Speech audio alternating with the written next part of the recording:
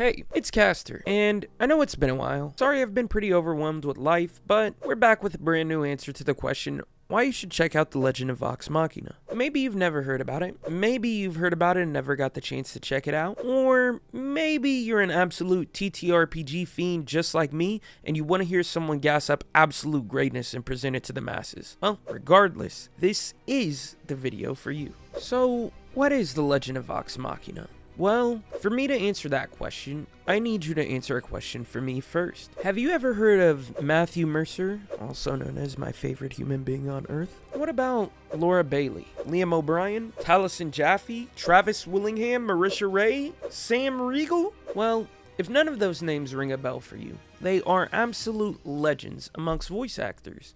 And if you've ever played a video game or watched an animated show, I guarantee you've heard their voices. As Matthew would put it, they're a bunch of nerdy-ass voice actors who get together and play D&D, Dungeons & Dragons. And that's what The Legend of Vox Machina is, an animated retelling of their first iconic Dungeons & Dragons campaign. Matthew Mercer is the DM, or Dungeon Master, and sets the stage for an absolutely fantastic collaborative story to be told amongst the cast. Though originally Vox Machina was streamed on Twitch, and the group is now on their third campaign, the first campaign, Vox Machina, was picked up on Amazon and currently has 2 seasons totaling 24 episodes, with the third one assumedly coming soon, and the second campaign is going to be getting its first season soon as well.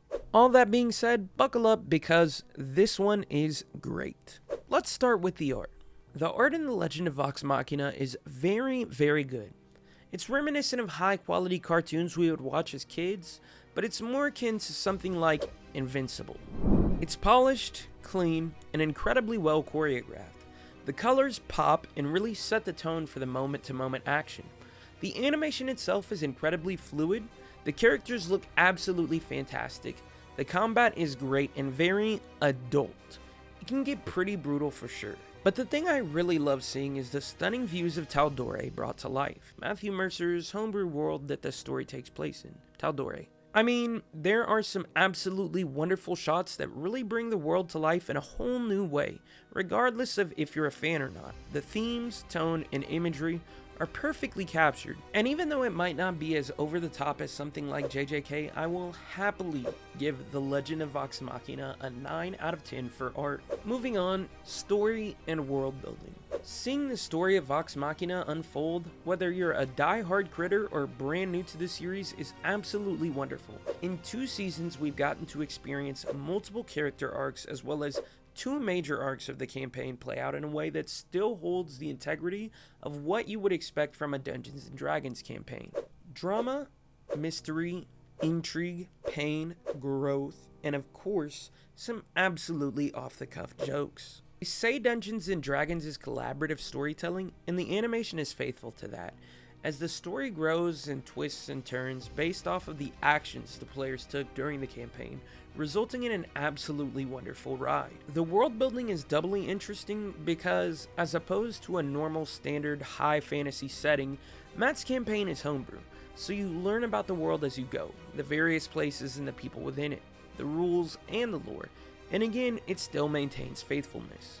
For story and world building, I have to give The Legend of Vox Machina a 10 out of 10. Next up, we have characters. My favorite part about The Legend of Vox Machina is, without a doubt, the characters. Because it's a story unfolding with multiple people at the helm, there is no main character. Instead, we witness each character have their moment in the sun, their growth or their pain, and their resolutions. To make things even better, each character is played out by one of the players, so instead of being a trope like we would normally see in media, each one of these characters has an essence breathed into them by their player, and it absolutely shows. There are no bad characters in Vox Machina. Everybody gets to shine on their own, and it makes it absolutely great, especially within the community where everyone has different favorite characters. For characters in The Legend of Vox Machina, I'm going to have to give them a solid 10 out of 10. Last up is power system. The power system in Vox Machina is pretty standard to Dungeons & Dragons, or rather, pretty standard to high fantasy. Magic and might is basically the gist of it. Throw in some cool magic items that have unique abilities, or up someone's strength, and there you go. That being said, there are some pretty intense moments with said magic items and how they make a character change and grow and even evolve the plot in some ways. It's nothing too complicated, but also nothing boring. For power system in The Legend of Vox Machina, I have to give it an 8 out of 10. It's not bad, but it's just a little limited because of the medium. So, all in all, I give The Legend of Vox Machina a 9.25 out of 10.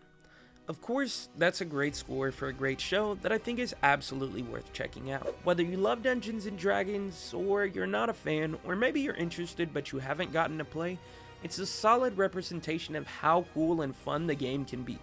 And by itself, it's just a generally fun and enjoyable piece of media. It's just a good time, and there's nothing wrong with that. That being said, leave a like if you liked the video, leave a comment and let me know if you decide to check it out, and go ahead and subscribe because next time we're doing something pretty different. Next time, we're answering the question, why you should check out TTRPGs.